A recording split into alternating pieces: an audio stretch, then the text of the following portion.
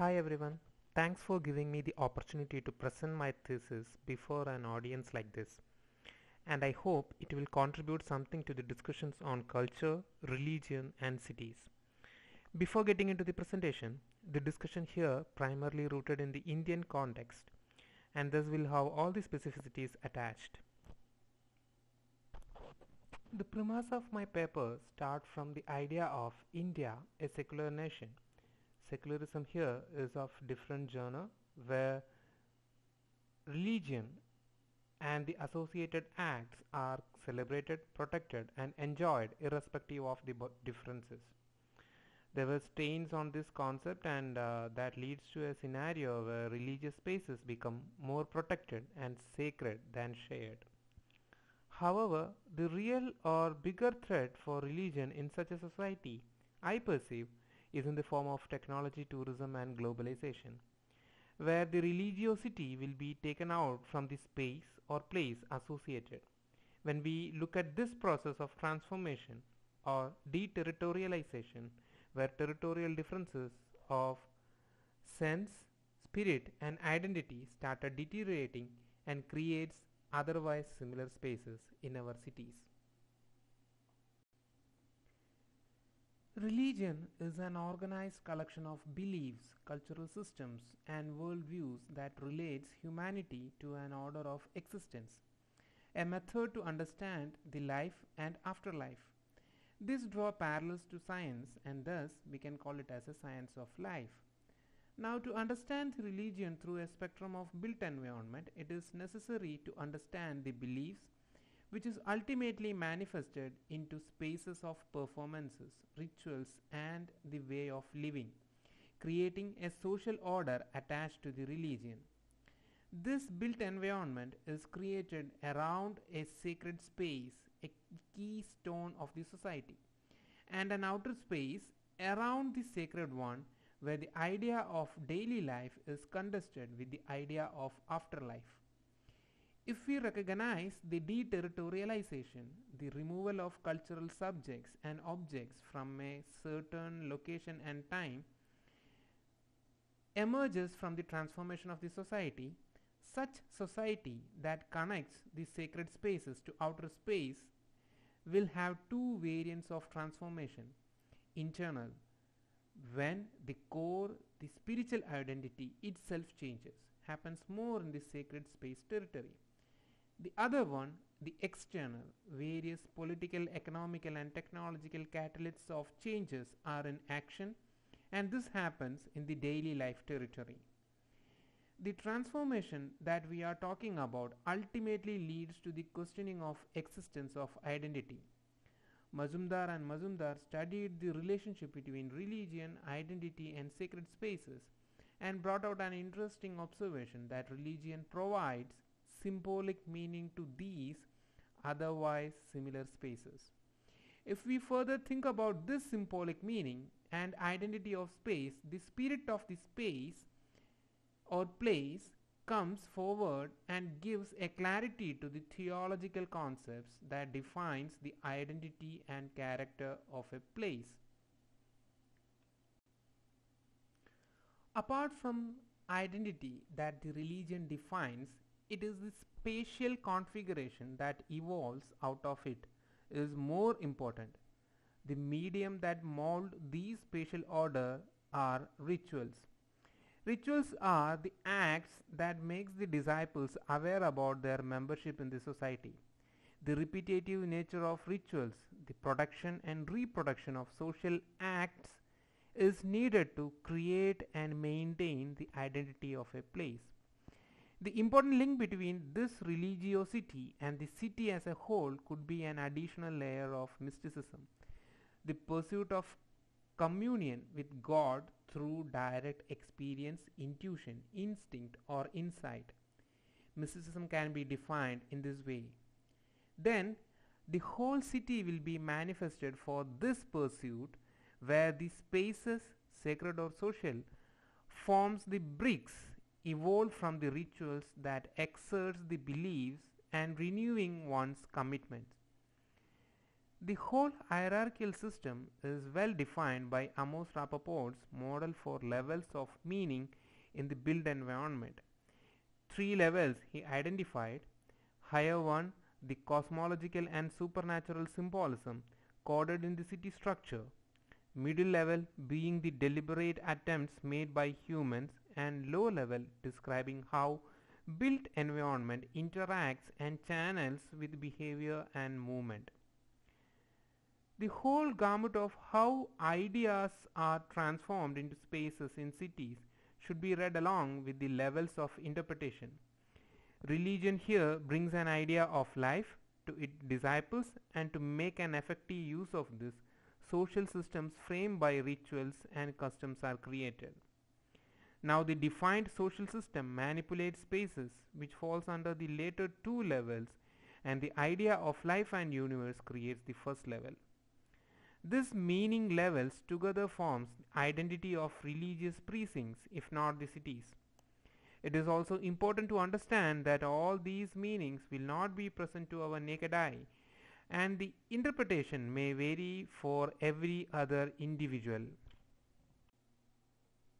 At this point of my thesis, I divided it into two parts. The first part being identification of a religious doctrine that is currently under the process of transformation, both inner and outer, spiritual and social, and a built environment associated.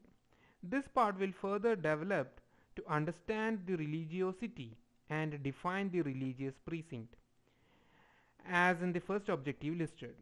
The second part is more about design exploration, where the idea of shared space in a sacred precinct and re-territorialization of the religiosity can be tested through some conceptualizations. For a detailed inquiry on this, I had to choose a religion and an associated city. At this point, I came across the book called Nine Lives by William Dalrymple, where the particular chapter named Red Fiery or Lalpari drew my attention towards Sufism.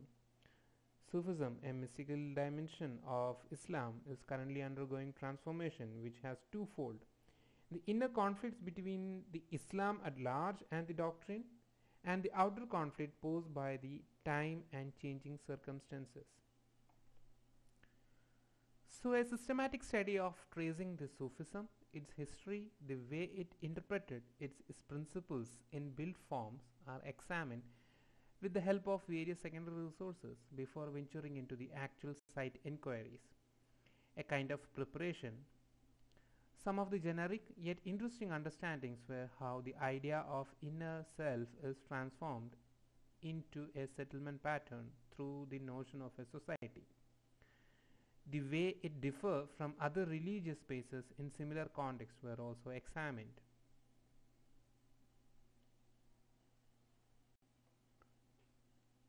This basically helped me to give a kind of a layer of religiosity to the city. The city of Ajmer, specifically the walled city of Ajmer, has the layers attached to it from 1. The inner self and the attachment to the society derive from the ideologies of Islam and Sufism, and greatly from the life of Khwaja Mainuddin Chishti. Second, the interpretations derive from the geography and such as the location, relation that it makes with the cosmic elements. And third, the whole 10 centuries. These inquiries also raise the concerns regarding the new directions that the city chose, such as the pilgrim tourism, industrial corridors, and what these new growth trajectories will do to this Sufi city. A range of mapping has been done on various aspects in line with the rituals and various social activities, built environment, and various political economical layers that adds to the definition of religious precinct. This territory defining process thus helps to understand the middle level where the conscious attempts made by the society that leads to the religiosity. Further to this, built environment of the sacred core defined as well as the immediate outer space are studied through the primal methods of linking, form, space and activity.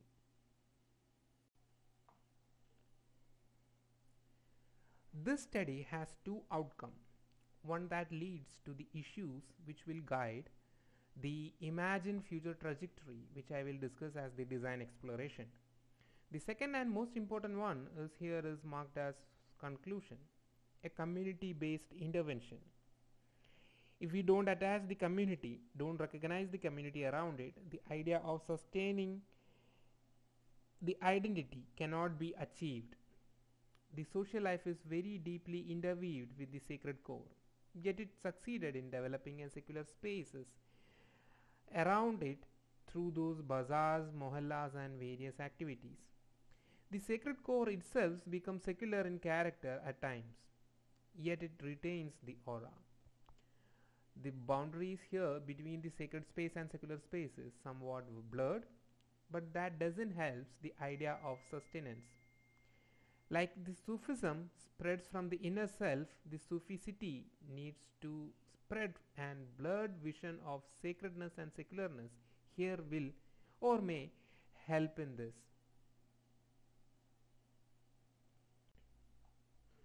The outcome that leads to design exploration was based on issue identification. Based on the studies, four issues has been identified pertaining to the Ajmer city, which can be addressed in the purview of an urban designer or an architect. These issues then further developed or understood through a series of case studies, references, and other examples, and went on to develop design principles. The design principles generated are primarily to restructure the city. At the same time, these principles directly addresses the issues identified. These design principles transfer to the process of restructuring, where the conclusions derived earlier plays a greater role. The wider community driven network is an important part of this restructuring. This start with the creating concourse or in and making these concourse as a community resource center. Such a kind of intervention will be more of an acupuncture treatment, and it should be evolved and guided and should be developed within the community. These centers with the existing mohallas will easily fuse with the various rituals and social acts associated with the dargah, and thus exerting the idea of religious identity into its precinct. The restructuring layout has been converted into a conceptual master plan where various spaces and developments are identified or areas of interventions are marked. These developments or interventions are based on the earlier said tourism, pilgrim tourism, the various trajectories that the city is looking on to. But at the same time, these spaces or these developments or these interventions in another way helps to sustain the idea of a religious city and also perpetuate the same. The master plan developed can be implemented in 6 different steps: creating a pedestrian friendly access, preservation of heritage, expanding the notion of dargah through various projects, defining the entry points, or in another way defining the territorial boundaries, integrating the community to it, and regulating the peripheral development. Based on all these master plan conceptualizations and design principles, a set of design guidelines are formed, and based on these design guidelines and the design principles developed, an area has been chosen to demonstrate how spatially these ideas are transferred. I am not explaining further into this, and intend to just rush through these set of images. And finally, the Conquas or the Community Resource Center. The visualization was later developed and the image here is not at the Ajmer. Thank you.